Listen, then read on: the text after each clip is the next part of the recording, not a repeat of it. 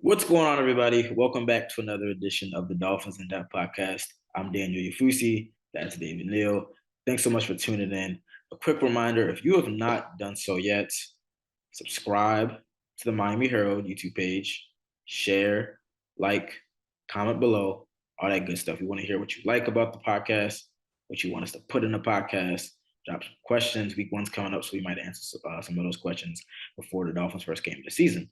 And that game against the New England Patriots on September 11th at home is slowly approaching. We're just about 9-ish days or something like that, little less than 2 weeks.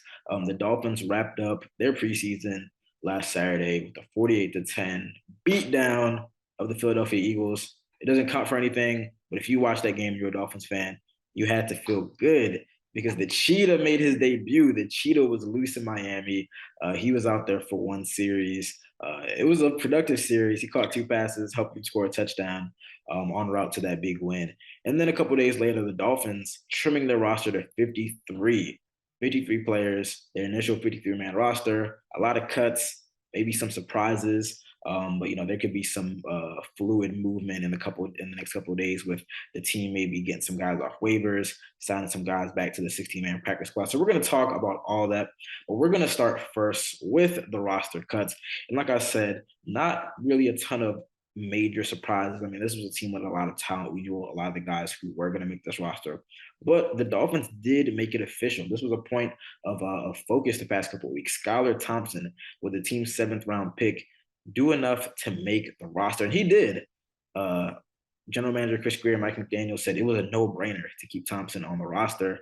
So the Dolphins will go into week one with 3 guys: Tua Tagovailoa as the starter, Teddy Bridgewater as the backup, and Skylar Thompson as a number 3. And that's a pretty good number 3. There's some fans out there that think he should be the number 2 guy. This was a decision that I was definitely for. I didn't mind keeping Skylar Thompson as a third quarterback. When you talk about kind of what Mike McDaniel said a week or so ago, the 53-man rosters for the 53 best players. I think Skylar Thompson definitely did enough to prove that he is one of the 53 best players on the Dolphins roster. I believe he led the NFL in passing yards or touchdowns or both of them. He put up some crazy numbers. I mean, I think he had the highest passer rating out of any quarterback this preseason. And I know, he's playing against some backups, some third stringers. I mean, when you got to the 4th preseason game, he's playing against some guys that probably aren't going to be on the NFL roster this season. But the dude was a 7th-round pick, and he lit it up. I mean, he went crazy training camp, preseason. And again, it kind of goes back to what I was talking about the long-term play. You have Teddy as an experienced backup this year, making up to $10 million, a $6.5 million cap hit. But that's a one-year deal. After Teddy goes out, Skylar Thompson has shown the potential to be, maybe a potential like legitimate backup quarterback. And, when you're in that backup spot, you're one play away from being the starter. So I think that, it was a great long-term play. It was funny to hear Chris Grier and Mike McDaniel talk about the decision, and they said that, teams were saying they'd be stupid to let go of Skylar Thompson. So, that might just be a testament to how the league views the 25-year-old quarterback. What did you think about the decision to officially make Skylar Thompson a part of the 53-man roster? Because he's not going to play. He's not even going to be active on game days, but he's a member of the roster. How'd you feel about that, David? I think it's a good move because the track record says that Tua is going to get hurt. That's what the track record says. That's that he is going to get hurt at some point, and you're going to have to go into a game with Teddy as your quarterback, and you're going to need, and Teddy's going to need a backup. Because I've been in the stadium, I've been in the house before when that third quarterback has to play. Yeah. But he did what he needed to do. Yeah. Is he playing? He's playing against slappies and scrubs, guys who are going to be on the street next week. Guys who are on the street right now, whose football careers are over. He's playing against some guys though who were fighting for jobs, trying their best, but that's who he's playing against. But that's also who he's playing with, and so in that pool, he shined, and he didn't just play okay.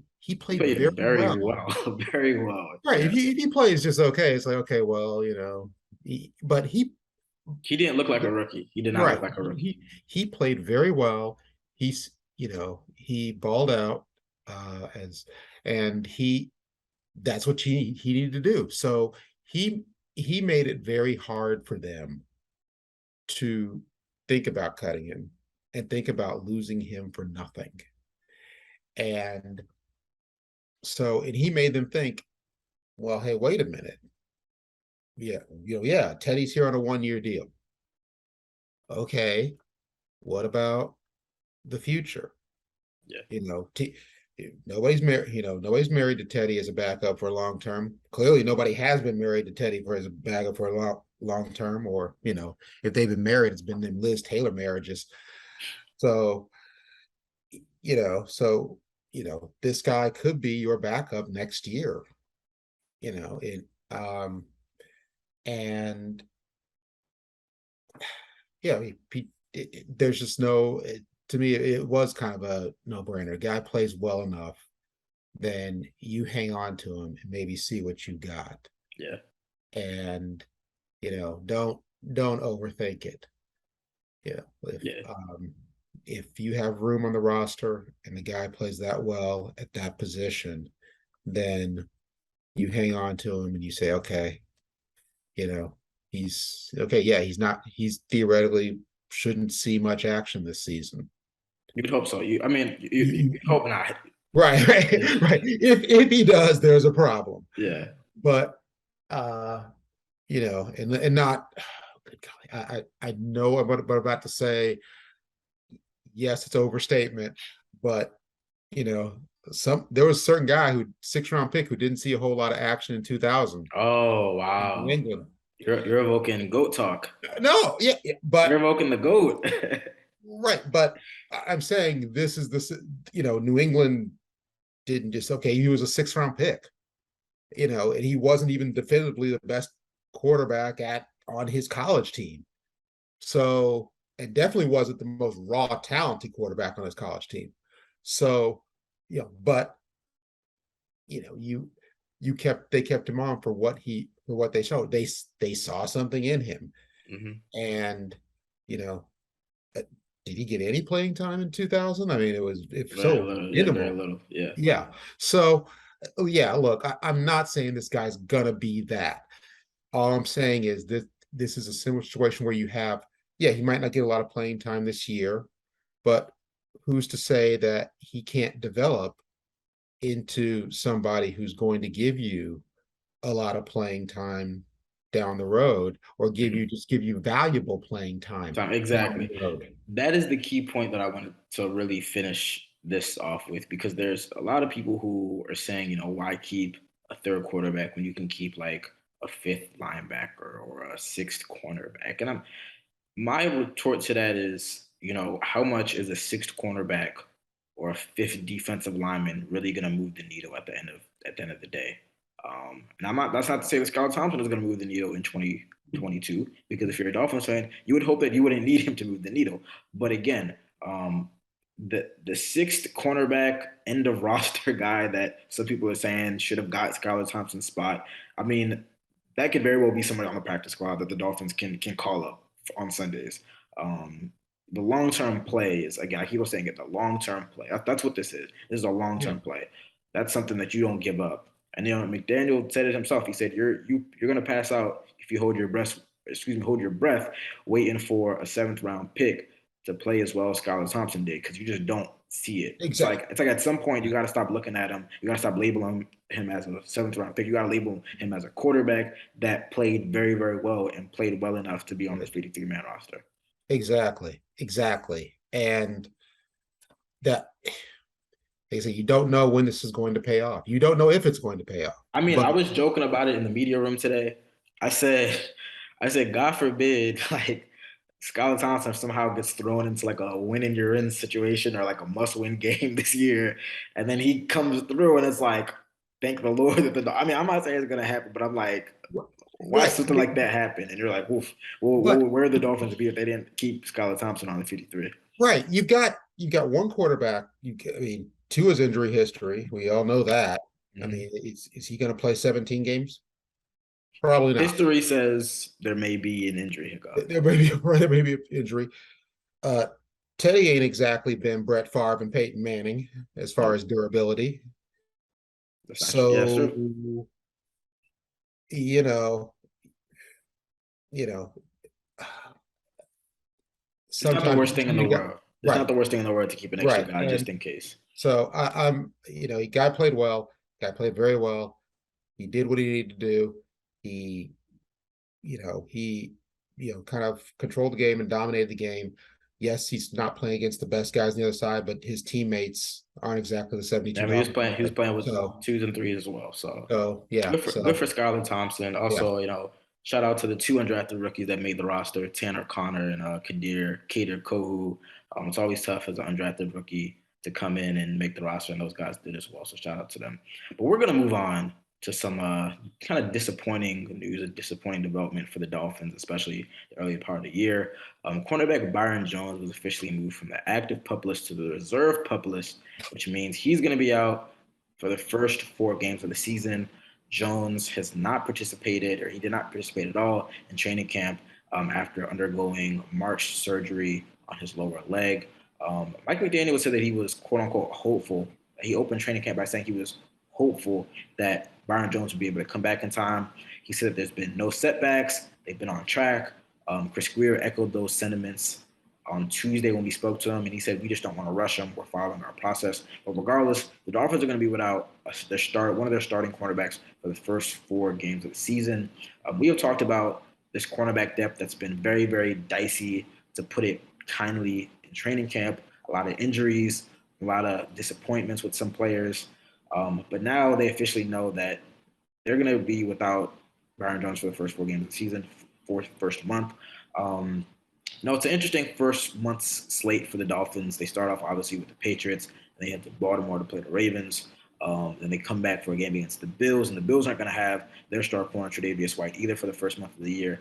And then they go on a short week to Cincinnati to play Joe Burrow and the reigning AFC champs. I'm gonna let you start first. How serious is this loss for the Dolphins defense? Uh, it hurts. It hurts. It's a passing league. No, there's no, everybody knows that.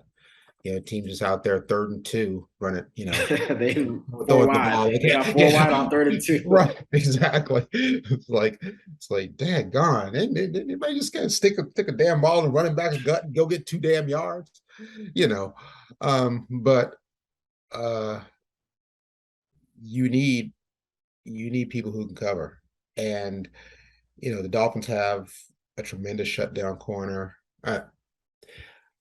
Yeah, X is a shutdown He's a corner. shutdown corner. He's a He's shut a shutdown like corner. like Don't let Dolphins man get on you because they don't no play no about X. He's just yeah talking about he hasn't been getting his respect. He's a shutdown no corner. he's a He's a shutdown corner. shutdown. He's a corner that and he's a corner that gets interceptions. Let Yeah, me put he it that takes way. the ball away and he That shuts it because down. that's That's always hard to not the do. same Yeah, thing. yeah. He does both of them. He goes both of them. Right. So you got one guy who okay, you can take He out can, one yeah, you got receiver. one half of the But field off, basically. now, uh, and after that, it starts looking a little. Yeah, I mean, you got Nick Needham. Yeah. Nick Needham's your slot cornerback. I think that he's probably gonna have to move outside. If they're doing 3 wide sets, he's gonna have to move outside. You don't have somebody in the slot to cover. I mean, it's literally a domino effect where you got to move guys around, Right. and you just might not have the horses to get it done. It was interesting that we asked Chris Greer about that, and he said, he said we're gonna obviously look at some of the waiver guys that pop up that have been released. But he said he said he doesn't view this to be a critical spot. I mean, I want to get the exact quote. He said that. Well, let me find it real quick. I got it pulled up. So in terms of the cornerback depth, the question was, like, will you be looking to add some depth? And he said, yeah, everything will be searching the waiver wire here tonight and into tomorrow. But for us, we feel good about the group we have. So for us right now, that's not a position right now we feel is quote unquote critical for us. I mean, I don't I'm know not saying about.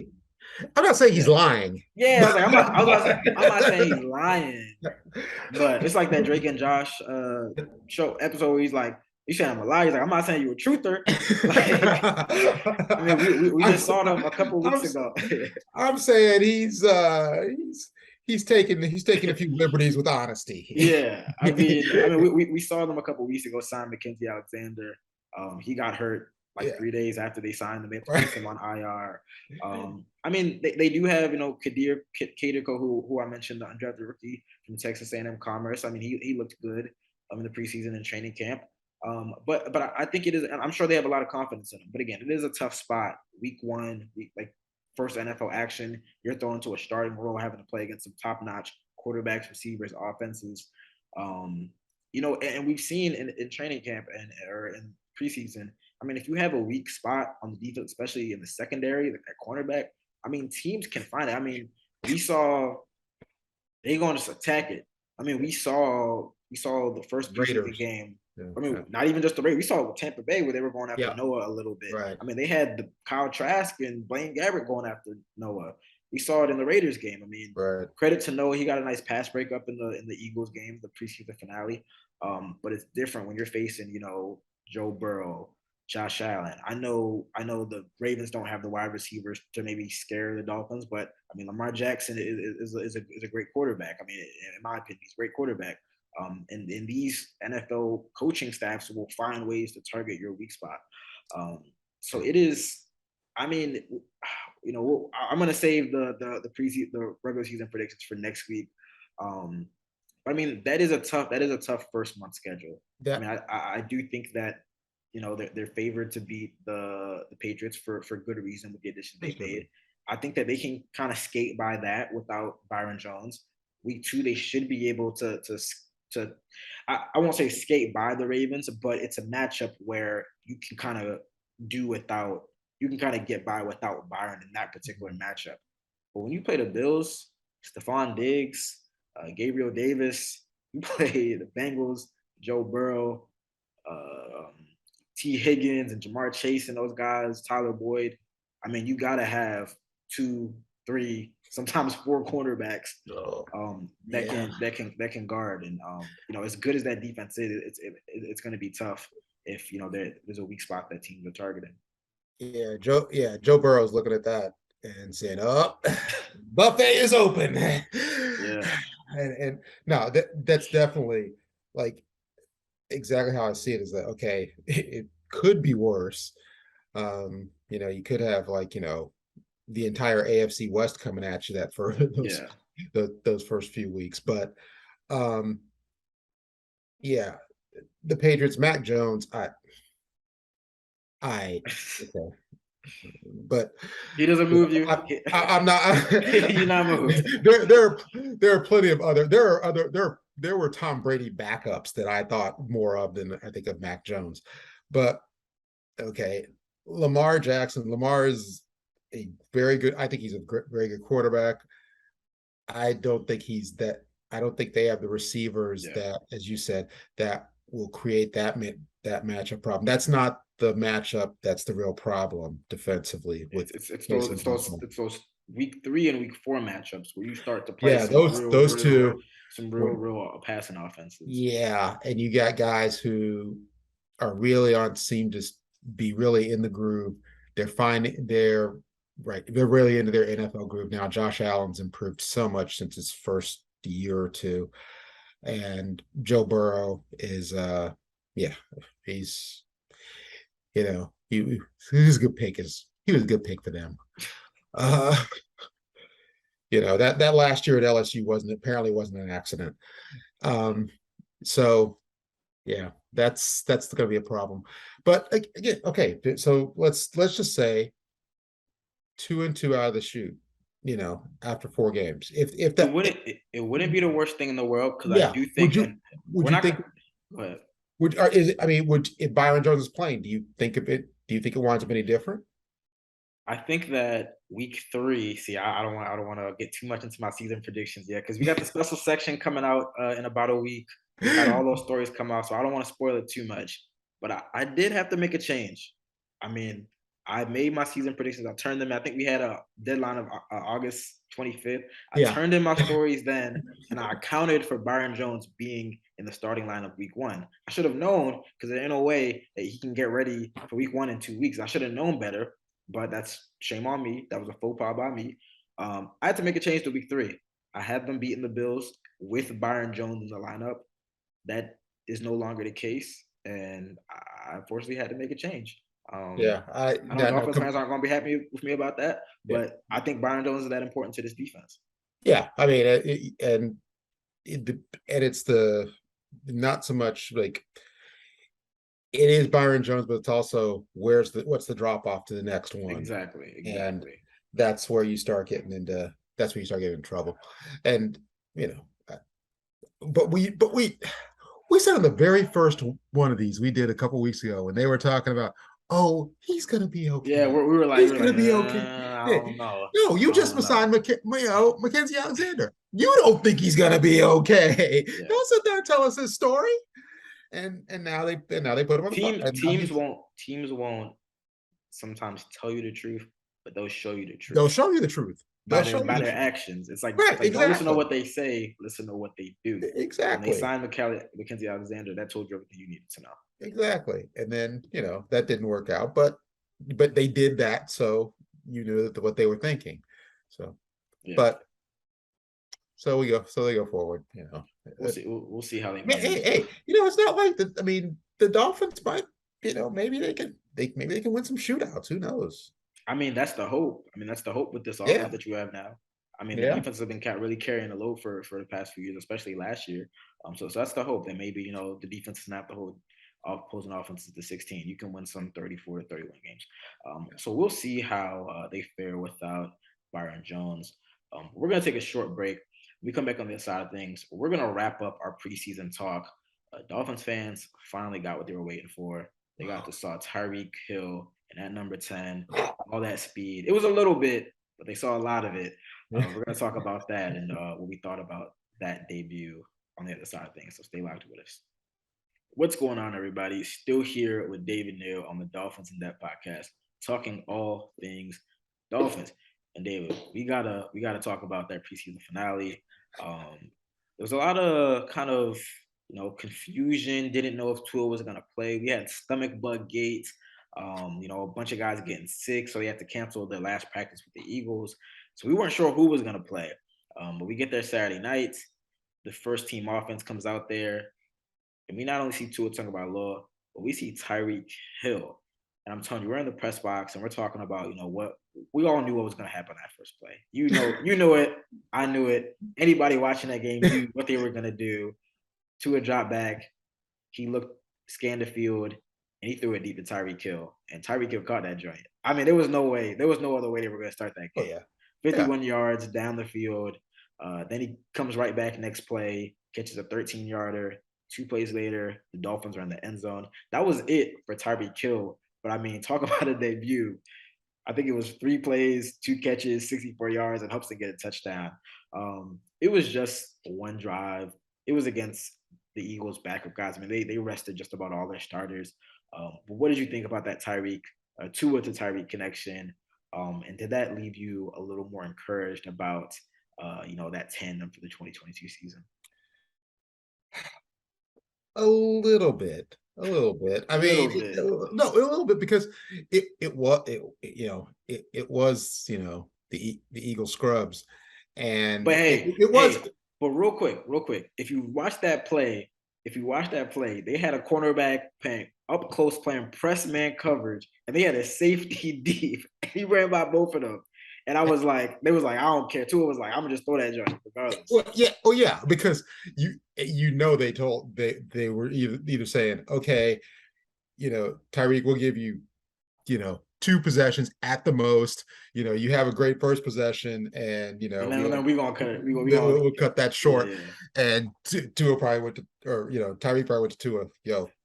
It's funny, real quick. So reporters spoke to Raheem Mostert after the game.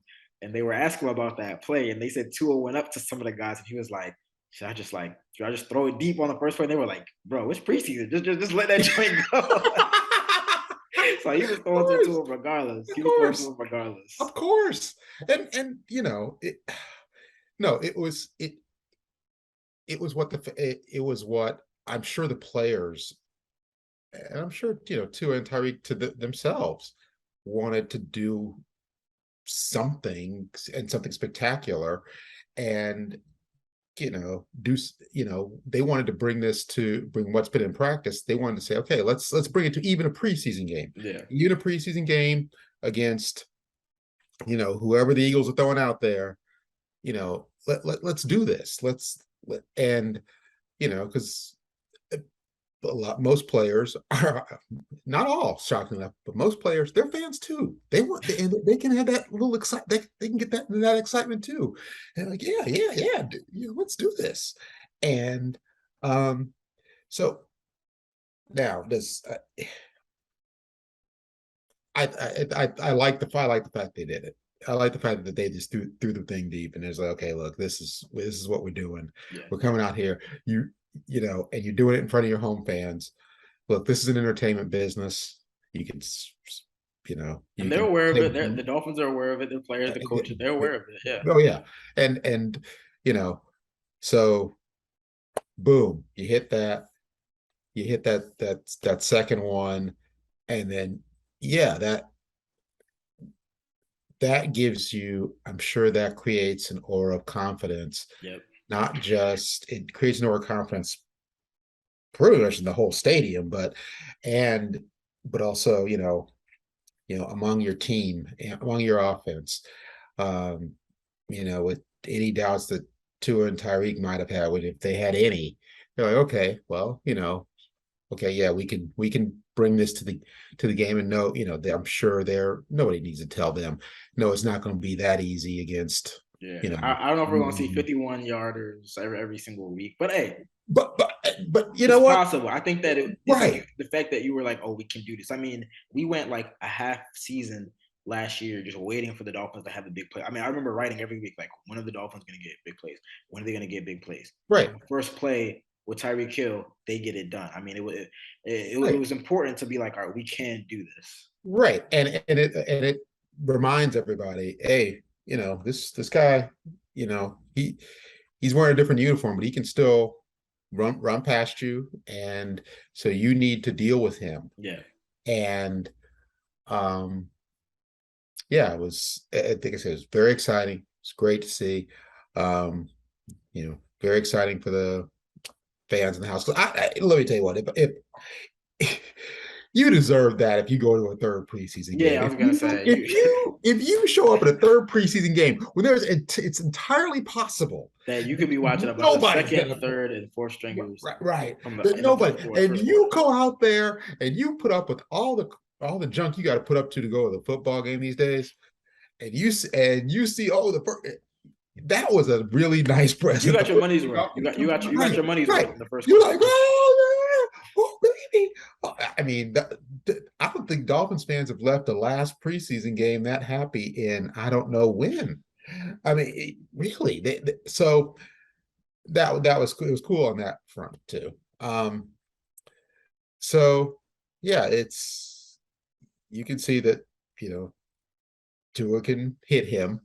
Whoa, hold up, because I do have to bring this up. There were a lot of people on social media. I saw a lot of chatter that the pass was actually underthrown. Okay. Yes. I don't know. I mean, you have to kind of veer off and slide. Yes, he did. But I mean, the joint went 55 yards. I mean, it was 51 yards, but like the air yards that it traveled was 55. And like, there's only like 3 guys. I mean, let's be honest. There's only like 3 guys in the NFL who like in rhythm can just fling it like 60 plus yards. I mean, we talk about like Mahomes and Josh Allen and maybe Herbert, and obviously, people are gonna be like, oh, well, Herbert was there, number 5. But like, come on, like, right. Like, what more do you want? What more do you want? That to me is just like, oh my goodness. These are the people who, oh gosh, these are the people who get taken. I'm not saying that they're wrong that it was underthrown. No, it was okay. It was underthrown. Yes, it was underthrown. And if every single pass to him, every single deep route or route beyond 30 yards or 25 yards to him is underthrown, then it's a problem. But dude, it's their first preseason action together, and you hit the play, okay? And better, and frankly, you overthrow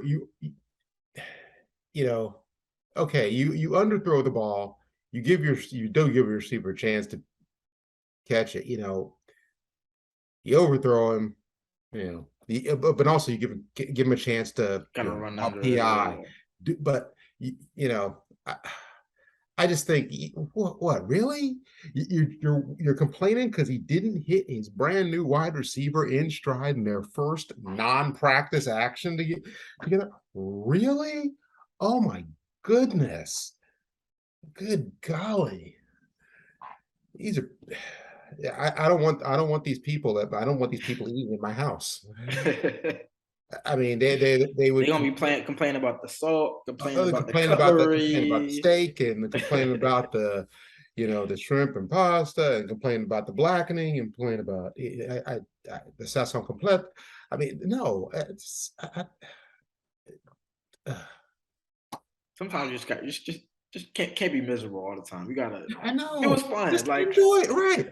Enjoy it. Enjoy it. Enjoy it for what it was. We move on. Again, if that pass is underthrown, throughout the season, yeah, and there's never a in stride thing, and if there's never an in stride catch or never an in stride deep ball, he's constantly having to come back for the ball. Well, okay, then we have a problem. And then we just then you can gripe and discuss and we need a big iron quarterback, But daggone, I can't with these. I can't. we'll see. Well, it was a good introduction to that Yeah, connection. yeah, it was fun. We'll And see. not like Patrick. Wait, it's not like Patrick Mahomes always hit Tua or hit Tyreek rather in stride. That looked like I saw a lot of completions like Yeah, that where he from the was kind of Chiefs the coming last back few for. Yep, years. that's fair. You That's know, fair. I saw a lot of those completions. I was like, okay, yeah, that's how it happens. So Yeah. Yeah, overall, it was definitely a nice debut. I mean, like I said, you couldn't ask for more from not only Tua and Tyreek, but that entire team in the preseason finale, and we'll see how much that carries over into that week one opener, which we said is just really getting close, a little over a week away. Before we wrap up, we'd be remiss if we didn't give our condolences to the family of Jason Jenkins, the Dolphins senior vice president for communications and community affairs, who tragically passed away Saturday night, or Saturday, I should say.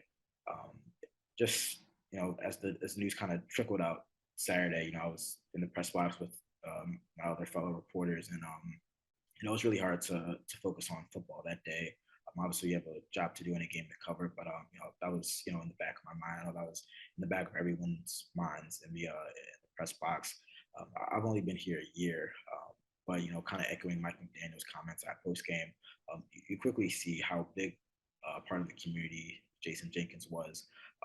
I can't tell you how many times I'd be scrolling on Twitter looking for a Dolphins update, only to see Jason at a various function, a various event, giving back to the community, because that's who he was. I mean, he was somebody that served others and helped others. And he just represented the Dolphins in such a stand up manner. He was the man who garnered your respect because the way he handled things. I always remember going to practices and him going to meet every member of the media and give them a fist bump or a handshake and a smile. He treated you with respect.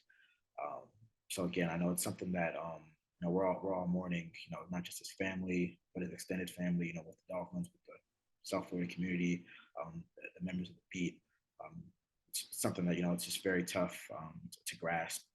And again, my condolences to everyone that was impacted, ran into Jason over the years for sure. uh that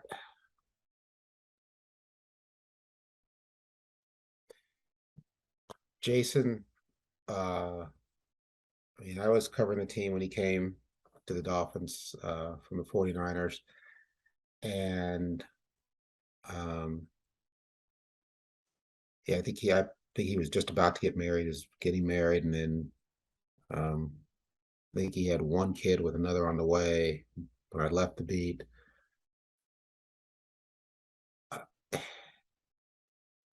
He was somebody who, if you had a problem with him, it was your problem. You the problem. That man treated everybody so well. He treated everybody well during crisis situations for the Dolphins, and heaven knows this franchise has had more than a few crisis situations over the years.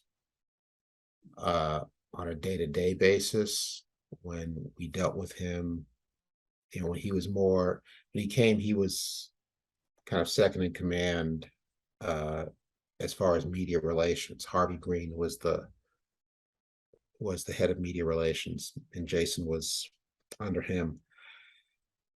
And so Jason was responsible really for a lot of the, kind of grunt work, day-to-day stuff that happens in media relations. There's a lot. Don't want to get too far in the weeds with it, but it's a lot of work, and it's a lot of dealing with players who don't always want to deal with the media. You're dealing with media members who have their egos, varying from small to grand. Everybody's kind of in a media situation. It's a very competitive situation. So, it can get heated, and it cannot. And for the people who are, like I say, deal with that day to day, it's sometimes not the most pleasant. And there are people who have had that position who, after they left, there were players and media, or one or the other, saying, "Good, get the out," see you, don't want to see you again. Where are you going? Are you in another conference? Good, so I don't have to see you once every 4 years. But Jason was universally handled that job with such aplomb that he was universally respected for how he did it, and for how he talked to you and how he also dealt with you as a person, and that the Dolphins have been, on the field, the Dolphins have, frankly, not been a very good franchise for 20 years, 25 years. Off the field, I think they've generally been good citizens, even good neighbors. For further than and that, Jason made them even better. Yeah. And while doing that, he also, as he ascended into, after kind of the Bullygate fallout, I think it was, he moved up to the head of media relations spot, and then on his way to the vice president spot that he had when he passed, he made the Dolphins even better in the community, and he expanded their role, expanded their, not just the visibility, but by their actions in the community. I remember him, like, he's in the 5,000 role models, Martin Luther King online ceremony. Jason's on there introducing each speaker, and I was like, whoa, all right, go on, brother. He's whether they're helping with hurricane relief efforts after Irma, or going into Haiti after that earthquake in 2009 or early 2010. And you know, he pushed the Dolphins to be even better. And also was, you know, he's a voice in the room when, you know, things went sideways and, you know, it's crisis time and now the Dolphins have to deal with another crisis. You know, meanwhile, he's still a respected voice in the room that, you know, they listen to. And he's just a damn good person. And, you know, look at the reaction of somebody like a Jason Taylor, Yeah. who, you know, was kind of at the, you know, Jason Jenkins came when Jason was kind of at the end of his career, those alternate years when he was and wasn't here. But you look at his reaction on the broadcast, at the end of the broadcast the other night. You look at the reaction of media members, you know, on social media. The outpouring of you know, just warm, the words that were Yeah, written, and, what people and had to say from I all I across get the NFL. I guarantee you, I'm not the only one who spent part of that night in tears and just thinking how horrible for you're pissed off for him, you're pissed off and hurt for his family, for his wife, who, you know, every time I met her, my goodness, again, it's kind of female version of Jason, just the nicest person in the world. For those kids who now, you know,